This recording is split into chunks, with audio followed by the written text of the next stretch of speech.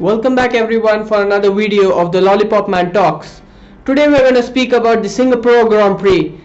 This year it's going to be the 10th Singapore Grand Prix, 10 years in succession. The first decade of the Singapore Grand Prix is going to be completed this year. Singapore is a very hard circuit for the drivers. It has the largest number of turns on the entire calendar. It's about 20 turns on a single lap itself, and the whole lap is about 1 minute and 40 seconds on an average.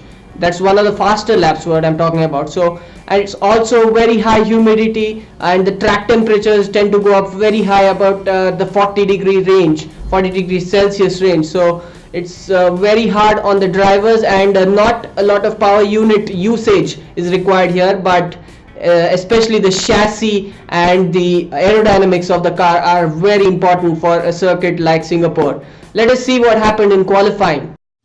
Just me and my guitar.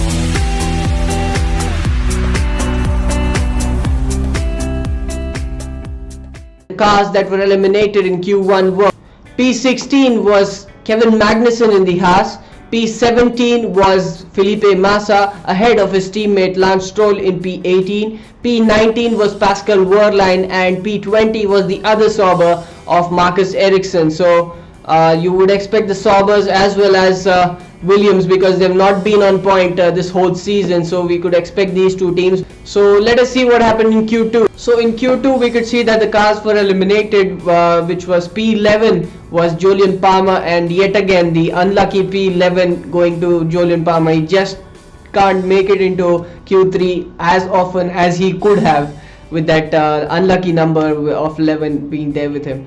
P12 was the Force India of Sergio Perez ahead of P13, that was Daniel Kvyat in the Toro Rosso.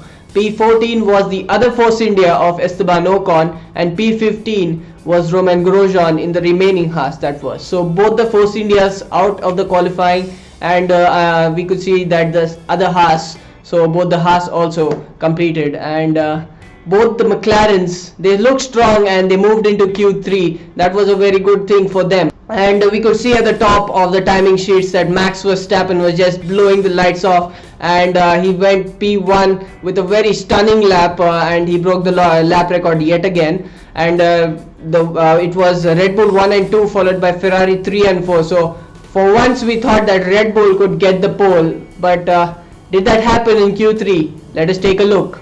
So in the top 10 shootout we could see that Sebastian Vettel got the pole position. So after Q1 and Q2 you would be thinking that it would be a Red Bull pole position, but no, it was Sebastian Vettel who pulled a lap of 1 minute 39.491 seconds, and that was a staggering lap to get his fourth pole position around the Singapore Grand Prix circuit. And it was in P2 was Max Verstappen, a very staggering effort from him too to get the Red Bull up to P2, and P3 was his Red Bull teammate Daniel Ricciardo. So both of them were just a tenth of adrift of each other, and 3/10 of Sebastian Vettel's time. Kimi Raikkonen was not on pace or on par with Sebastian Vettel, so he moves into P4. P5 and P6, that's the most that Mercedes could get through, as Lewis Hamilton gets P5, and P6 was Valtteri Bottas.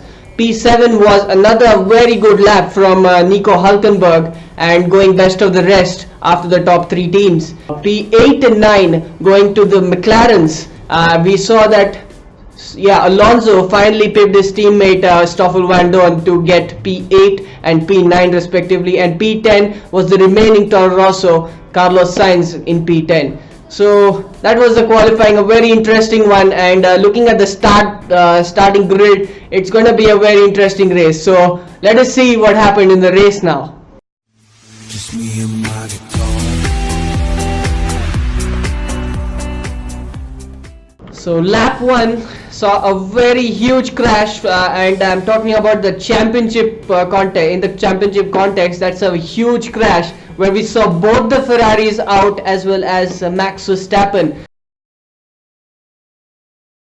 So it was an inter start or a rainy start for the Singapore Grand Prix, and Yeah, Sebastian Vettel didn't get the best of starts. A little bit better start was for Max Verstappen, but best of the top four was Kimi Raikkonen. He had a superb start, and he went down the inside of Max Verstappen while Sebastian Vettel tried to cover him off and moved aggressively towards the left side. And yeah, it was just a matter of time that Max Verstappen got pinched in between both the Ferraris, and yeah, he was out, as well as Kimi Raikkonen were out on the turn 1 incident, as well as they had a very good or a big contact with the McLaren of Fernando Alonso. So possibly he could have got a podium. I do believe that he could have got a podium with a car like McLaren on a circuit like Singapore. That was possibly his last chance in a McLaren Honda to get a podium, but then that went away with a collision, and also Sebastian Vettel, he lost the car at turn 5 I think, and was going in the reverse direction, had lots of damage at the side pod and radiator damage as well.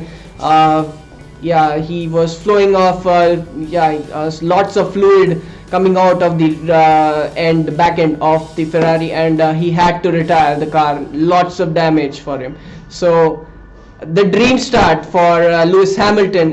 He moved from P5 up to P1, and his championship contender had retired. So very a dream start, as I told you. There's no other thing to say.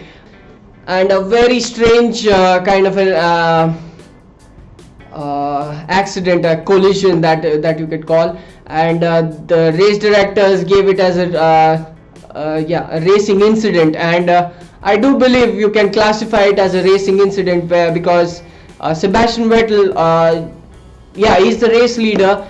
He saw that the man in P2 got a very good start. Obviously would try to pinch him down the inside going into turn 1, and that's what he did, but he might not have had the clue that Kimi Raikkonen was also down the inside of Max Verstappen, and Max Verstappen got pinched. So you would try to you could think that Sebastian Vettel was to blame, but then you're a race leader and you want to try to keep your position, and that's what he was trying to do.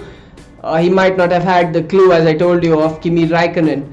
So yeah, 50-50 kind of a decision, and I think they've done a good job, the race directors, with the decision. Going after the safety car restart, the safety car that was caused by the collision at lap 1, we could see that Julian Palmer moved from P8 into P7, passing Valtteri Bottas down the inside at turn 1, and that was a very good move from Julian Palmer. So possibly he could be scoring a huge load of points today if he does it well. And on lap 11 we could see another incident, another car that would retire. It was Daniel Kvyat. He missed his braking point, and a little bit of lockup I think as well. The wheels got locked up, the front left I think, and he could not move towards the left, and he went straight into the barrier, and that was race done for Daniel Kvyat as well. So woeful weekend for him. P13 in qualifying and now out of the race. So he needs to turn his fortunes around. So around lap 17 we could see a very good battle between 3 cars for P11, that was, and at that time it was P11 was for Felipe Massa ahead of Kevin Magnussen, and Esteban Ocon was in P13. So all these cars were squabbling very well. Actually, some very aggressive driving could be seen from these cars, and finally it was Kevin Magnussen moving into P11, and P12 was Esteban Ocon. So Massa losing 2 places in the span of a few corners, and that was a very good battle, as I told you. And on lap 29 we could see that Red Bull jumped the gun, and they started the pit stop phases where Daniel Ricciardo moved into the pits for another Inters set, and Mercedes replied immediately with Valtteri Bottas coming in right behind him. So Valtteri Bottas also moved on to another set of Inters, and Lewis Hamilton carried on, and on lap 30 or 31 I think, within a couple of laps, Lewis Hamilton too made the call and came in, and that after that it was a breeze past win for him, and a comfortable win for Lewis Hamilton. A weekend where you would not classify Mercedes to be a strong car, finally they could win the race at Singapore, and it was Lewis Hamilton gaining 28 I think, 28 point advantage for Lewis Hamilton going into the next race at Malaysia. And it was Ricciardo moving into P2, and he finished in P2 as well, and P3 was Valtteri Bottas, the other Mercedes. So Ferraris taking out each other turned out to be a boon for both the Mercedes and also Max Verstappen, one of the very key players for Red Bull, and also a very key contender for the race win also. So all these cars were out on the lap 1 itself, so that helped a lot for Mercedes, and they could get a double podium, P1 and P3. So Ricciardo just continues to be consistent and going on to the podium. I think it's his fourth consecutive podium for him. In all this drama going around in the front, we could not speak about one driver. It was Carlos Sainz in the Toro Rosso, who came into P4, his highest career finish, Grand Prix finish for him. It was P6 previously, and now it's come up to P4. A very good drive from Carlos Sainz. P5 was Sergio Perez. Jolyon Palmer scored P6, and P7 was Stoffel Van Dorn. P8 was Lance Stroll, and then P9 was Romain Grosjean, and P10 was the last points going to Esteban Ocon. So only 2 cars finished out of the points. It was P11 was Felipe Massa, and P12 was Pascal Wehrlein. 8 cars retired during the course of this Grand Prix, and 3 safety cars throughout this race that we could witness. And it's the first time during the first decade of Singapore Grand Prix that 8 cars retired from this Grand Prix. And as I told you, Lewis Hamilton would be over the moon with this victory, because he would not have expected this after the qualifying effort that they had, P5 and 6, and a very good recovery for them, and they finished P1 and P3. And obviously because of this, it's going to be a very uphill task for Ferrari and Sebastian Vettel in particular to get back at Lewis Hamilton and get the race win or the championship, to get more race wins so that he could close down the championship and possibly win it. So it's an uphill task from here, and let us see what they have got in store for us when we move to Malaysia. I will see you there for the Malaysian Grand Prix, just 1 week adrift from us now, and I will see you later as well. Bye.